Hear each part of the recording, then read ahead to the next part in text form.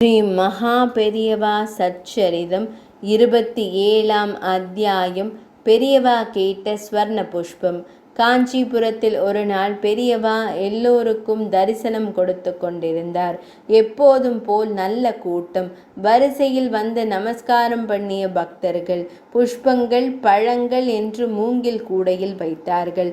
பக்கத்தில் நின்று கொண்டிருந்த பாரிஷதரிடம், ஏண்டா எனக்கு தங்க புஷ்பம் கொண்டு வந்து கொடுப்பாரே, அந்த முதலியாரை எங்கே காணோம்? கோடி கோடியாக பக்தர்கள் தினமும் வந்து தரிசனம் செய்தாலும் பாண்டுரங்கனுக்கு நாமதேவரை பார்க்காவிட்டால் திருப்தியே வராதாம்.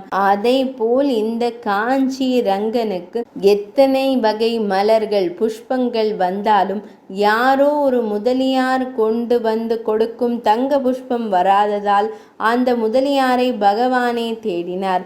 பாரிஷதர்கள் ஒன்றும் புரியாமல் வெடித்தனர். தங்க புஷ்பமா, முதலியாரா? ஏனென்றால் அப்படி யாரும் எந்த முதலியாரும் தங்க புஷ்பம் கொண்டு வந்து கொடுத்து அவர்கள் பார்த்ததில்லை. பெரியவாளுடைய சிறு அசைவு கூட அர்த்தமாகும் போது அவர் கேட்டது எப்படி வீணாகும்?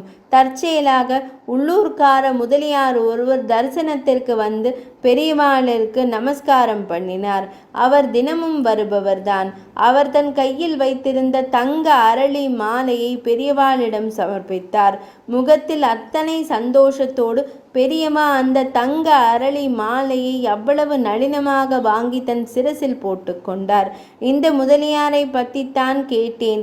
அவரே வந்துட்டார். ஏன் வரமாட்டார் சுவாமிகளே? இவர் தினமும் எனக்கு இந்த புஷ்பத்தை கொணர்ந்து கொடுக்கிறார். தங்க அரளி. தெலுங்கு மொழியில் இதற்கு ஸ்வர்ணகண்டா என்று பெயர். சமஸ்கிருதத்தில் ஸ்வர்ண புஷ்பம். இவர் தினமும் கொடுக்கறத நான் தலையில போட்டுக்கிறேன். சந்திரமௌலீஸ்வரர் பூஜையில் சேர்த்துக்கிறதில்லை. ஏன் தெரியுமோ? தெரியல பெரியவா. பரமேஸ்வரனுக்கு நிஜமான ஸ்வர்ண புஷ்பந்தான் சமர்ப்பிக்கணுமே தவிர டூப்ளிகேட் புஷ்பம் சமர்ப்பிக்கிறதற்கு எனக்கு இஷ்டமில்லை. சாக்ஷாத் ஸ்வர்ண புஷ்பம் இருந்தால் சமர்ப்பிக்கலாம்.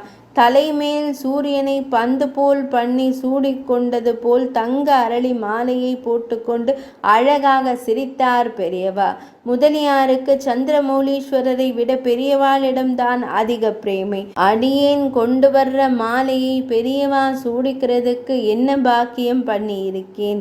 பரவசப்பட்டு கண்ணீர் வழிய நமஸ்காரம் செய்தார். சில தினங்கள் கழித்துதான் அகஸ்மார்த்தாக ஸ்வர்ண புஷ்பத்தின் சூக்ஷ்மம் தெரிந்தது. சாதாரணமாக பாலுள்ள மரத்தின் புஷ்பங்களை பகவானுக்கு சாத்தக்கூடாது என்பது சாஸ்திரம். சாஸ்திர ரூபமான பெரியவா சாஸ்திரத்தையும் மீறவில்லை.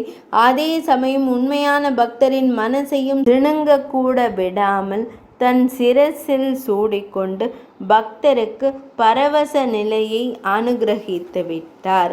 27ஆம் அத்தியாயம் இனிதே நிறைவடைந்தது.